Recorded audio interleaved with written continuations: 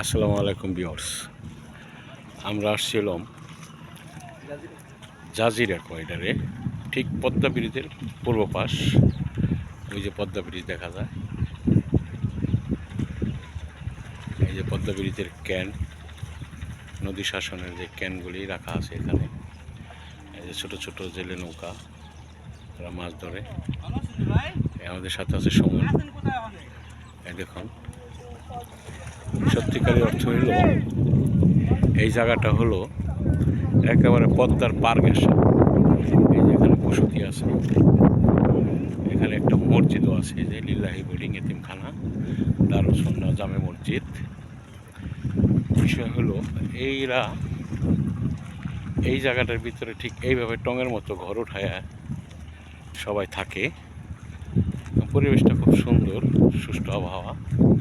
এখানে কারেন্টের ব্যবস্থা নাই, কিছু কিছু জায়গায় সৌর বিদ্যুৎ দেখা যায়।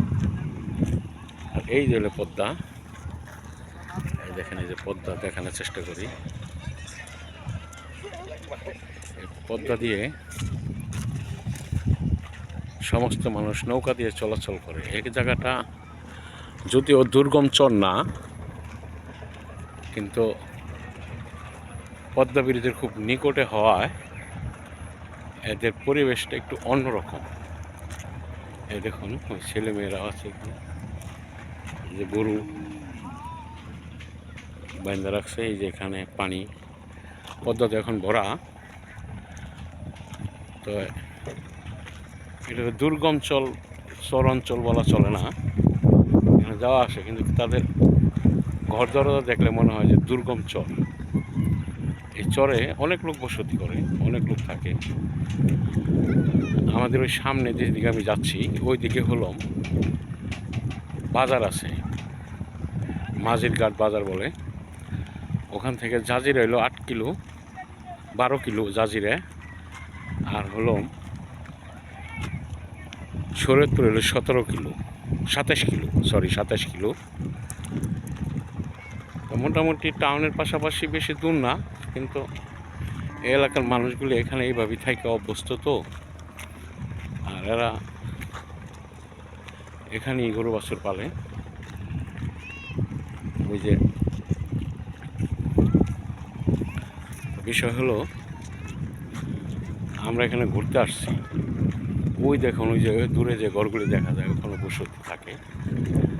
আর এখানে ফ্যামিলির ছেলে এবং মেয়ে যারা কাজ করার উপযুক্ত, তারা সবাই কাজ করে, কেউ আজারে খায় না। আর এদের সরলতার একটা, মানে সরল মানুষের যে একটা ভাব, ওই ভাবটা তাদের মধ্যে আছে। কিন্তু তারা সরল কিনা এটা জানি না, তাদের সাথে কথা বলা যায় না। আর আমরা তো আসছি ঘুরতে, কথা বলারও কি আর বলবো। তবে মিলাজিলা, সব মিলাজিলা ভালোই গেছে। এরা এখনো গৃহস্থালি করে, আউশ ধানের খের। ধান অবশ্য ভালো হয়নি, কারণ পানি বেড়ে যাওয়াতে ধান ডুবে যাচ্ছিল, তাই কাঁচা ধানই কেটে নিয়ে আসছে। এই দেখেন, এই যে ছেলেমেয়েরা রাস্তা খেয়ালা করতেছে, এবং পাশে একটা গরু। এই দেখেন, এই যে চায়না দোয়ার হাঁস মুরগি গরু সব এখানেই আছে, এখানেই ফলে, এখানেই থাকে। এই দেখুন, মানে সবাই ব্যস্ত কৃষিকাজ নিয়ে, সবাই ব্যস্ত। ওই যে কৃষক ভাই সোনালি হাঁস পানিতে পরিষ্কার করতেছে, মানে ধুইতেছে। ওখানে কিছু ওই যে মাছা ছেড়ে তারা পাট নিতেছে।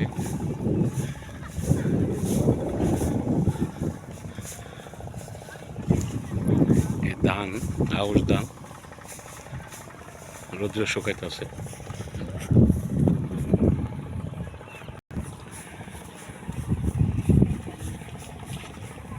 এই যে পাট নিতেছে। এখানে আসলে বোঝা যায় যে গ্রামীণের ঐতিহ্যরা তারা এখনো ধরে রেখেছে, তাই আর কি আসলাম।